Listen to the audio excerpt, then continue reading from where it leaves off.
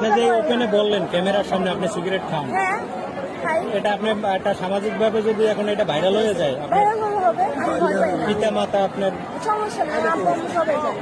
সবাই জানে? আমি আগে ওপেনলি খাই। ওপেনলি খান? ভালো পোশাক আর রূপ থাকলে কি সম্মান পাওয়া যায়? কথাবার্তা আর ব্যবহারে হয় বংশের পরিচয়। একটা মানুষ মানুষ চিনতে দেখতে হয় না খেয়ে। তোমায় দেখে বুঝতে পারছি কোন বংশের মেয়ে। জন্ম দিয়েই নষ্ট করছে তোমার মায়ের পেট, তাই বাপ মার সামনে টানো তুমি লাকি সিগারেট। টোকাইদের মতো রাতের আধারে রাস্তায় তুমি চলো, মেয়ে হয়ে বিড়ি খাও গর্ব করিয়ে বলো। এমন মেয়ে জন্ম হয়ে ঘরে আছে যার, প্রকাশ্য দিবালোকে মরা উচিত তার। জন্মের আগে পদ্ধতিটা ছিল তাদের ভুল, তাই তো এখন জন্ম দিয়ে দিতে হচ্ছে মাসুল। কেমন পরিবারে জন্ম তোমার বুঝতে পারছি সবাই, বংশের ঐতিহ্য ধরে রাখতে নির্লজ্জ তো হবাই। সন্তান যদি খারাপ হয় ঘরে কিন্তু রয় না, পয়দা করলেই এই জগতে বাপ মা হওয়া যায় না। পয়দা তো কুকুরেও করে 110-12টা। কার্তিক মাস আসলে আজকের কাছে কালকের কাছে যায়।